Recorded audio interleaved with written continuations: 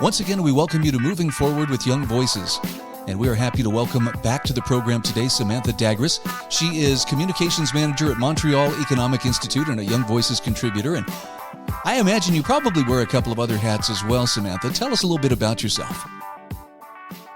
Yeah, well, as you say, I manage comms for the Montreal Economic Institute. Before that, I'm a recovering law student. I studied at the University of Montreal. And then before that, I studied philosophy at McGill. I used to live in Montreal, which is where I grew up and studied. Right now, I'm in Cambridge with my partner who's finishing up his PhD here. So, yeah, that's me. Well, is it okay if I offer you congratulations that you now have a new prime minister? Justin Trudeau has left the building, so to speak, but I understand it was not the most graceful of exits, and in particular, I'm looking at an article that you've written here for the Hamilton Spectator, how Canada's middle class is paying more taxes than ever, but you wouldn't know that from the way Trudeau exited. Tell me a little bit about that. No, so precisely, I'm not sure we have a whole new prime minister, but we can get into that a bit later. So during Justin Trudeau's resignation speech, I, along with many Canadians, was watching to see how he would leave. And on his way out, he decided to fib a little bit. He said that he was proud that his government managed to lower taxes for the middle class, while technically true, he did lower the second tax bracket from 22% to 20.5%. No Canadian who finds himself in the middle class is paying less taxes than when he came in. 81% of Canadian families are paying more in taxes today than they were in 2015. So the fact that he, obviously is trying to polish his legacy, but it won't be on the backs of lowering taxes for sure. Yeah, in fact, I'm trying to remember, but it seems like the last time you and I spoke, it was about, I think we had touched on taxes and how it's becoming very, very difficult to meet that tax burden. What were some of the ways that people find themselves still under a heavy tax burden, particularly in the Canadian middle class? Yeah, well, last time we spoke, the federal government announced an increase on the capital gains tax, which I'm sure they will say only impacts the very wealthy. But Canadian economist Jack Mintz found that it'll actually impact 1.26 million Canadians, right? Because it's a tax on not only just innovation and productivity, but retirements, people who've worked really, really hard and want to benefit from that when they're older. The policy is so unpopular that his successor, Mark Carney, has basically pledged that he's going to scrap it altogether. Other Liberal candidates at the time also said that they were going to scrap it, along with, a carbon tax. So during his tenure, he introduced a consumer-based carbon tax, which increases the price of goods, of course. And his successor has also said that he's going to scrap that altogether. So that just goes to show how unpopular his tax policy was. What about some of the tax credits that were eliminated during Trudeau's time in office? Yeah, so the big one was income splitting, which I'm not sure if you have this in the States, but in Canada, this really helped families basically make ends meet, right? If you had one member of your family that was making a lot, they would be able to split the income between both parents. This allowed a lot of people to stay at home, raise kids, whatever it may be. And he came and eliminated that, basically saying that it only benefited rich people, which is not true. He introduced the child benefit credit. Basically, the only win, if you look at the Globe and Mail editorial board, which is our newspaper of record, they said that that's really the only thing that they did that actually benefited people on a large scale. Wow. And yet, what you're describing here that Trudeau did on his way out. But in the meantime, look at my legacy, look at the good things I did. This sounds like what most politicians tend to do. Anything that they can try to spin in their favor, and don't forget all the favors that I did for you, but they'll never talk about the things that actually made things more difficult. You mentioned we may have kind of a new prime minister. That sounds like maybe a little bit of reluctance, even though Trudeau is gone now. Talk to me a little bit about the person who's taking his place. Yeah, so it's a individual named Mark Carney. He has an illustrious career as a basically a lifetime bureaucrat. He was the governor of the Bank of England. He worked for the Bank of Canada, and then put his name in the ring, obviously, for Liberal leader and now de facto prime minister. The reason I say it's not much of a new prime minister is because besides scrapping the capital gains tax. Even on the carbon tax front, he said that he's going to remove it for consumers, but then introduce a carbon tariff for businesses. I'm sure your listeners can agree that, adding a tax to businesses doesn't mean that the businesses will pay for it. Those get passed on to consumers. On his way out, he also, lauded Justin Trudeau's record. It's clear that he's not the change candidate. It's very unclear as of now how he would govern differently than Justin Trudeau. So that, we're about to have an election, so I'm sure differences will be articulated, but as of right now, it's super unclear. So you've exchanged the millstone around your necks for an albatross. Okay, figuratively speaking. No, but you mentioned in your article that tax burden is very real. And for instance, talk to me about Tax Freedom Day. Yeah. What do you mean by Tax Freedom Day? Yeah, of course. It's a day basically where Canadians start working for themselves instead of the government. The tax burden is so high in Canada that basically for half the year until June, Canadians are working for the government. All the money they're getting, they have to fork over, which is patently absurd, frankly. The government under Trudeau has seen a huge expansion. We've hired 100,000 new bureaucrats, which may not sound a lot to Americans, but we're only a country of 40 million people. To add that many people to the bureaucracy and to see that services haven't even gotten better. You can poll Canadians. They're very unhappy with the level of services they've received. They think they're overtaxed. In fact, MEI did a poll and we found that 72% of Canadians say that they're not really getting their money's worth. And amongst younger people, the so-called benefactors of this, expansionist government, 77 said they were paying too much. So really, we're paying more, getting less, and this government had the gall to tell us that actually we've been giving you relief. Wow. Well, I can understand why you might be reluctant to believe the assurances. Really, this is for your own good, and we're really doing you a favor here. It probably doesn't feel like that in your pocketbook. Talk to me a little bit about the growing tariff war between the U.S. and Canada. How is that likely to affect people as well? Frankly, it'll affect people on both sides of the border, despite what your president may say. Tariffs, like taxes, are, they will get passed on from businesses to consumers. Just today, Trump announced that he may double aluminum tariffs on aluminum and steel from Canada. But Canada supplies the U.S. with 60% of its aluminum. So that means that he's increasing the cost of inputs for American manufacturers, which will get passed down to consumers. Again, this will have, terrible economic effects on both sides of the borders because, Canadians will have less business, but Americans will see the cost of their goods go up. To be honest, things are moving so quick that who knows what will come into effect. Tomorrow is a very, very far away time for Trump and for this, this story. But it will hit American and Canadian families pretty hard, I think. I did enjoy your tongue-in-cheek reference at the end of your article saying, well, maybe we should start adding Canadian taxpayer to our LinkedIn profile since we're doing so much of our work, to help support the government and so forth. I'm glad you can keep your sense of humor, but at the same time, you're talking about some very real issues that are affecting not just Canadians, but by extension, Americans are going to be feeling this as well. Here's to finding some solutions, and maybe the next time we talk, we'll have some solutions to discuss as well. We're talking with Samantha Dagres.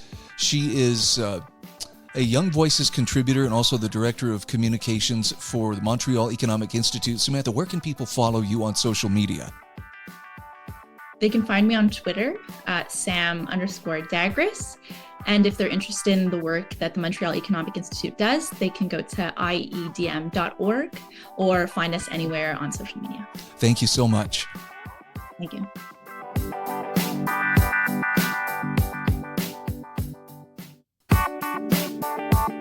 And we are back on Moving Forward with Young Voices, and happy to welcome Agostina Sosa back to the show. Exactly. Agostina, we've had you on the program before, but for people who are meeting you for the very first time, would you take just a moment to tell us a little bit about yourself? Hi, everyone. My name is Agostina. I am Argentinian, living in Argentina, in fact, Buenos Aires. I'm a specialist in foreign affairs and communication, and I am contributor of the Young Voices program. So thank you, Brian, for having me. I'm grateful to have you here. This is kind of a touchy subject, only because anti-Semitism, I find very few people who are neutral or lukewarm on this. They tend to go pretty hard to one side or to the other, but there's no doubt there's a lot of anti-Semitism talk and people looking for solutions. I'm looking at an article you've written for realclearworld.com to stop anti-Semitism, find the source. And let's talk a little bit about some of the examples of anti-Semitism that we're seeing, and then we can talk about some of the solutions. Yes, definitely. Well, when I decided to write about this, first of all, I wanted to understand why this new wave of anti-Semitism. The first thing that I discovered is that this animosity against Jew people, it's generated the one that day when Hamas attacked Israel, but that wasn't exactly the situation that caused all this rage against Jew people. It was, in fact, the defensive response of Israel. People, anti-Semitist people, were, in fact, mad because Israel decided to defend the territory and their people. So I started thinking this new wave of anti-Semitism like narrative. In communication, it's a pretty common expression that we use, and a narrative is essentially a change of facts and events that are always trying to share information, definitely, but they're always trying to install some perception of those facts and events. So I discovered that this new this new wave of anti-Semitism, it's working like a narrative. So I'm going to ask you, this is kind of a pointed question, but I sincerely, I want to understand, how can a person distinguish between legitimate criticism of the Israeli government, which I feel like sometimes the Israeli government is very heavy-handed, without falling into the narrative, therefore all Jews are bad or all Jews are evil, because it seems like, on the one hand, there could be some validity to Israel's government being heavy-handed at times versus the Jews have no right to have a homeland or to exist. Exactly. What I think it's that the thing with Israel, it's that, or anti-Semitism, for being precise, it's not something new. It's not new. It's not a phenomenon that we or people invited a couple of years ago. I understand that anti-Semitism, it's like geological layers. It's always changing, so it's always muting, and sometimes add some elements, and sometimes they decided to delete another ones. May I ask this? Is there a difference between being anti-Zionist and anti-Semitic? Are those terms interchangeable? Yeah, to me are definitely two different things, because we can discuss if in political terms, if Israel has the right to have his own territory. That's definitely, we have that discussion with other countries. In Ukraine right now, that's what's happening in this war.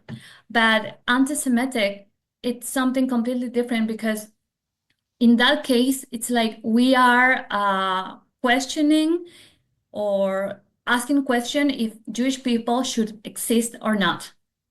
I mean, That's the real difference between one thing and another, probably. Why is it that the anti-Semitism seems to be spreading primarily among young people? It seems like the college campuses are where we see, at least in America, this is where we seem to see the most prominent examples of out and out, hatred, Yeah. toward Jews. Not only in America. Let me tell you about this. A few weeks ago, we have a massive strike against Milei here in Argentina. Milei is our president. And during the strike, you get to see people with the Palestine flag all over the city. So it's not in America, and we definitely need to understand why the sense it's spreading among young people. According to some surveys that I've been reading, it's not a specific cause for this, but I could definitely say that people under 35 years old are always trying to identify the good guys from the bad guys. And from their perspective, a country trying to respond against an attack, it's like an insult for them, for these young people. And they decided, okay, then you are the bad guys. We don't want to relate with you. We don't want to establish links with you. We don't even want to bother and understand what is going on. Also, social media. We know that younger people most of them are definitely in social media. And what's the thing with the social media? It's that they give them the possibility, the chance to spread anti-Semitic content without any consequences for them. Sometimes they even find this funny, or like has no consequences, or it's free speech. Why can I not say this? And as a third factor, I always said that, well, young people, and we've been young at some point, and we used to always trying to find the altruistic point when we all can gather and say, hey, we are doing some good in the world. But that's a little bit irresponsible, because they are not watching the whole picture. That's the irony, and that's the problem with this. One final question. We've got just about a minute left. It seems like a lot of the dialogue that I hear from the people who are very pro-Palestinian, very anti-Israel, it's very reminiscent of the oppressor versus oppressed narrative of Marxism. Are there any connections? Exactly. Yeah. Well, the left has this thing, this old thing, that if there's something bad in the war, in history, it's all responsibility of the white colonist imperialist men. So in the past, they were all against white men because they were using another people for slavery and oppression. But it's now, right now, it's now the poor people. Right now, it's the oppressive people who are part of a minority, in this case, like Palestinian people. All right. Again, we are talking with Agostina Sosa. Yes. I'm so glad that you're on top of this topic. Where can people follow you for more information, or to follow you on social media? Well, I have my Substack. I invite you to follow me as Citadina Substack. And also I am on X, like Hey Nina. And we are back. This is segment 3 of Moving Forward with Young Voices, and I'm happy to welcome a new contributor today. His name is Abdullah Hayek. Abdullah, welcome to the program. Since we're meeting you for the very first time, please take a moment to tell us a little bit about who you are and what you do. Thank you, Brian. It's great to be here. My name's Abdullah Hayek, and I'm a contributor with Young Voices. I currently serve as an independent Middle East analyst and consultant based in Washington, D.C. My experience has been recently honed with the Washington Institute for Near East Policy, where I recently focused on the military, political, and economic affairs of the Levant, Iraq, and the Arabian Gulf regions. Right now, I'm working with Young Voices, publishing, writing the latest developments in the Middle East, and I'm excited to be here. I imagine that writing about that region keeps you very, very busy.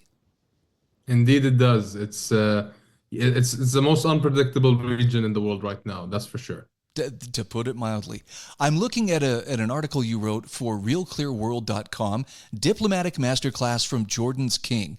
And first, before we delve into some of the examples here of diplomacy on the part of Jordan's king, let's talk about diplomacy and the role that it needs to play in how nations of the world relate to each other, because it seems like there's a lot of conflict. Is there still a place for diplomacy in our world today? Absolutely. The wisest of decisions are those that are done in a diplomatic manner.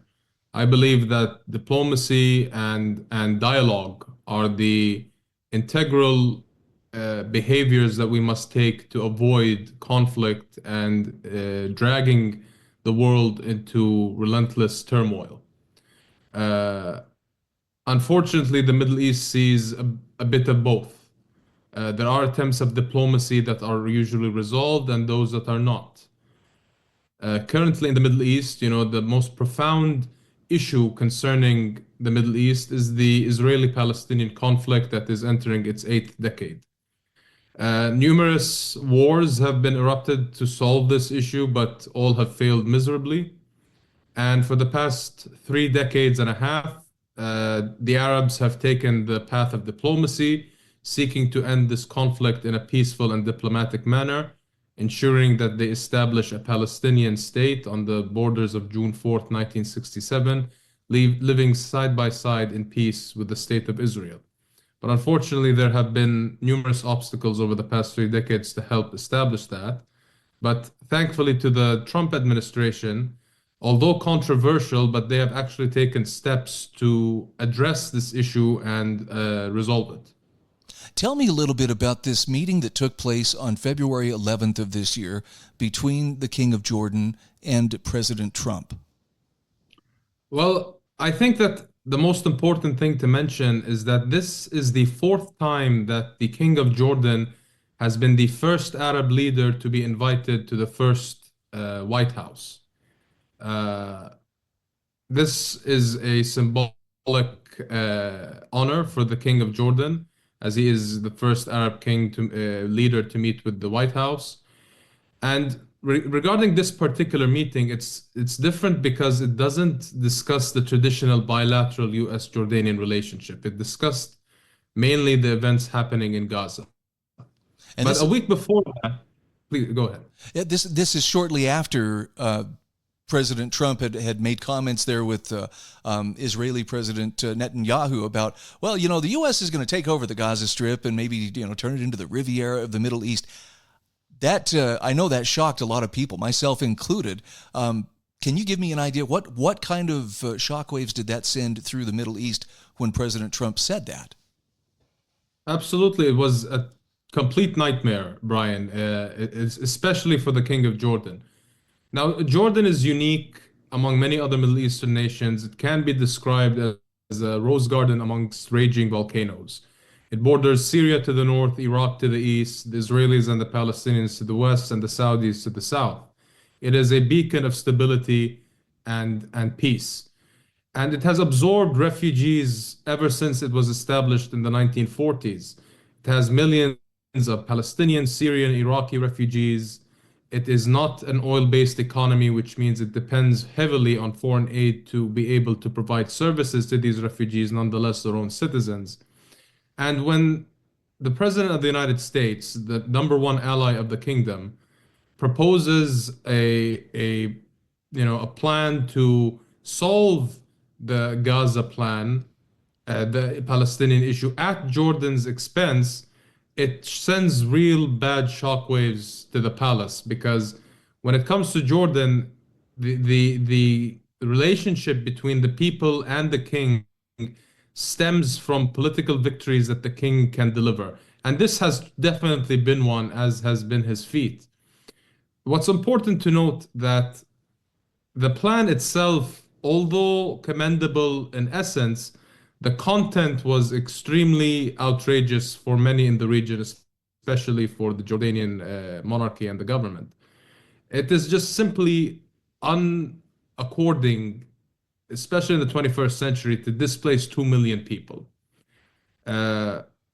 Obviously, the manner in which the Israelis conducted the war in Gaza has been through stages, starting from the north and then moving to Khan Yunis and then eventually to Rafah.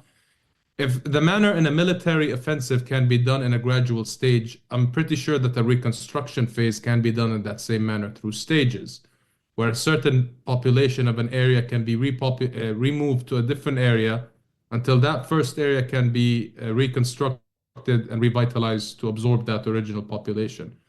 And certainly that's a plan that the Arab League mentioned and proposed on March 4th in Cairo.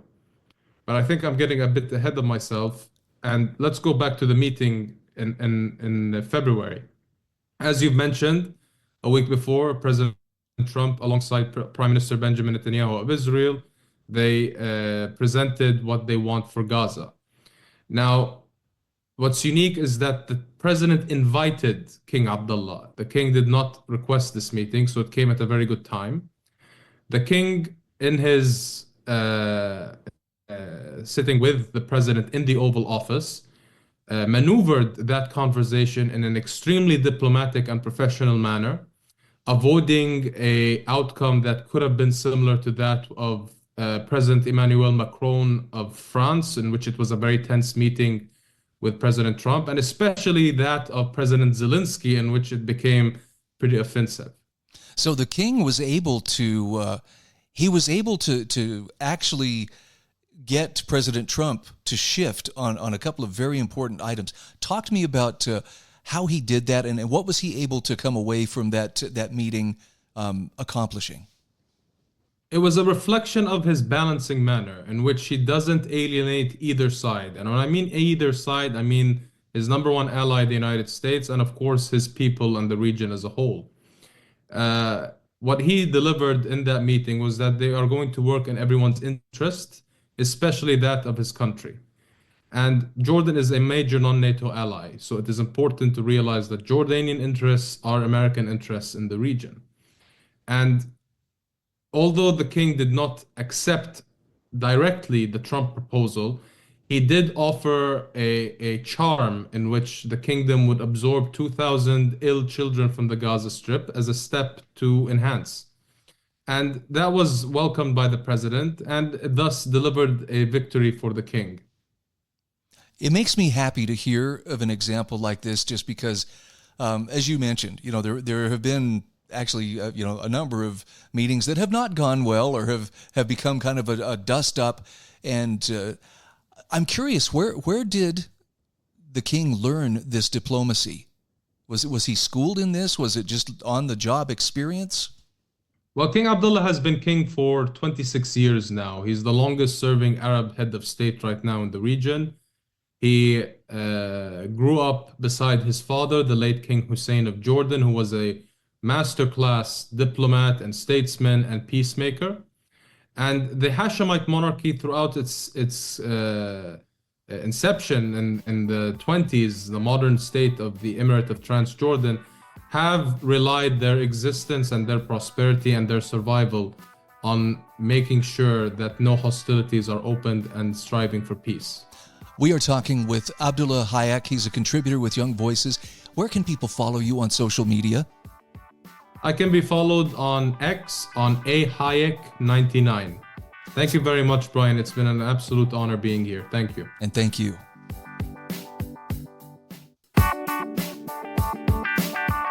And we are back. This is our fourth and final segment today on Moving Forward with Young Voices.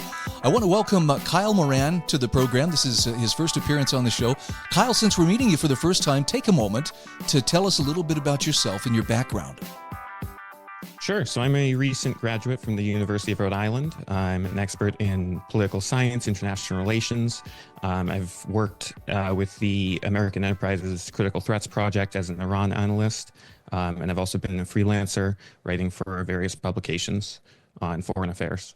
We've got a great topic to discuss. At least if anybody saw the meeting between President Trump and Ukrainian President Volodymyr Zelensky here a couple of weeks back, I know it's been on a lot of people's minds, and a lot of commentators have spoken of it. I have to say, even for myself, watching that take place, I was going back and forth between uncomfortable and incredulous as I watched that unfold. Now, your article is titled, Zelensky just gave a masterclass on how to lose a negotiation. Where would you like to begin to set the stage for what happened during that meeting and what we can learn from it? To be honest, it was just such an amateurish move on Zelensky's part. Politicians who are not even especially renowned for their finesse on these subjects, such as Keir Starmer in the UK, even knew how to win Trump over. When Prime Minister Starmer visited earlier that same day, he brought a letter from the king inviting Trump to this grand, elaborate state visit, which blew Trump away. So Trump is somebody who you really have to give praise to almost and flatter. And not to defend that or say that that is a good thing, but it is how it works. And any entry-level diplomat should be able to recognize this. So for Zelensky to enable such a heated debate to go on international television was just mind-blowing to me. Yeah, I don't think I have ever seen two heads of state yelling at each other like that in any situation. And for sure. So let's talk a little bit about he was there to negotiate. We can start with either what he did right or just go right to what he did wrong and what we can learn from it. Well, given how short the overall meeting was, he ended up getting kicked out the same day. I'll just jump to what he did wrong. From the beginning, he is known for wearing that more laid back outfit since the war broke out. That is kind of his thing, but it still is a very casual appearance. And as he was walking into the White House, Trump even commented on it. He goes, "Oh, you're all dressed up today." So that from the beginning, it kind of got off to a rocky start. And then throughout the interview or throughout the press conference they were giving, there were several instances where Zelensky was praising European partners and Trump was like, "Oh, actually, I don't think they've been doing that much." And Zelensky was like debating him almost. And so Trump at one point steered it back on course. But eventually, once Vice President Vance asked his now infamous question, then it really just fell off. Yeah, I don't know if national leaders or people who go out to represent countries, I don't know if all of them have diplomatic training. I know there are some who work for the State Department that go through, diplomatic training, but it seems like there's got to be an entry-level amount of skills that you would want to use, when you're meeting with someone in a position of power. What might Zelensky have done differently that would have yielded better results than what we saw?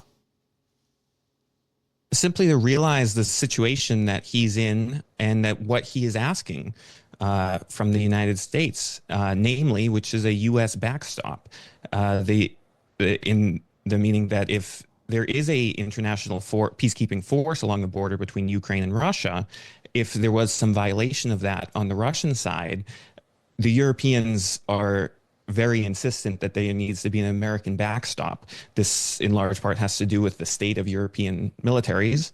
They know that if things really get heated, they'll need the threat of the U.S. intervening to prevent something like that from happening. But what Zelensky is essentially asking from President Trump is the guarantee that he will send American soldiers to die for Ukraine's sovereignty. So when you come to the White House with such a demand or a request, you may want to be a little bit more diplomatic in your approach. Right. Well, and Trump clearly has a different perspective than his predecessor had on the stakes of what's going on in Ukraine, and it seemed like the Biden administration took a very hard line of the only acceptable thing is Ukraine wins this thing. Trump for a long time has talked about, look, the reality is you are not going to win a war against Russia, so let's get to the negotiating table and work out something. Neither side is going to be completely happy, but the negotiating table is where we should be able to bring this to an end. And it sounds like Zelensky was not having any of it. Not at all. And it is a difficult position to be in, because it is accepting that Ukraine will lose some of its previously sovereign territory. But you have to be realistic about the situation that's going on there. The idea that the Ukrainian army is simply going to push into the Donbass and push into Crimea is beyond unrealistic. The death toll that is going on there right now is beyond what we've seen in many other modern wars. It's an absolute tragedy. So there needs to be a meaningful, just peace that comes about through this. And we just absolutely have to be realistic with the goals of both recognizing Ukraine's security concerns, but also recognizing that, like, there is no chance that Ukraine takes Crimea back. Kyle, I have to ask you this too. I mean, to me, it was very clear that Zelensky overstepped the boundaries in the way he approached this. But what about Vice President Vance, and what about President Trump? Were there mistakes that they made as well in handling that situation? It depends on your perspective to an extent. If their objective was to simply pursue an excellent relationship with Ukraine, then they did not handle it well. But I also think that their top priority is not maintaining an extremely close relationship with Ukraine. So as you were saying earlier, there is definitely a pivot away from the policies of the Biden administration. But at the same time, we also have to recognize the Biden administration spoke a big game about having Ukrainian victory, but from the very beginning, they slow rolled absolutely everything. And only years into it, they were slowly expanding the type of aid that they permitted. It took until 2024, I believe, for the U.S. to greenlight launching weapons into Russia. So essentially, Russian forces could attack Ukrainian positions and then just simply retreat across the border, and oops, you can't touch them now. So it was really a tricky position, and I cast into doubt a lot of the rhetoric that the Biden administration used on it. It was interesting to me too that Vice President Vance at one point actually says, maybe it would be best if we take this out of the view of the TV cameras and we go behind closed doors. Yes. And Trump said, no, I want the people to see this. I'd love to get your reaction to that. Well, I guess it gets to the heart of who these people are. Trump is naturally a TV star from his past life. So at the end, he was even saying this makes for great television. And it certainly was interesting. Vice President Vance is perhaps slightly more willing to do this behind closed doors. But again, the main point is that this never should have happened on international television. The fact that Zelensky was able to be roped into this, or it went down this rabbit hole, is just amateurish diplomacy. I know that there were various advisors and people who came along with Zelensky, and I know there was at least one shot. I don't know the woman's name, but with her head in her hands, like, oh, this is a disaster. I kind of feel for those folks, but hopefully. I believe that was the Ukrainian ambassador. Oh, then it would make sense why she had her head in her hands. But, it's a learning experience for everybody who was directly involved, as well as those of us watching.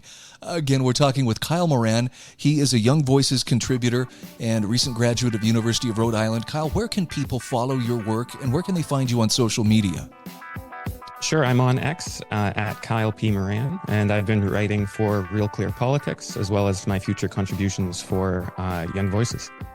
Very good. Well, this was a fun conversation. I look forward to the next time we get to chat. Thank you for having me. It's a pleasure.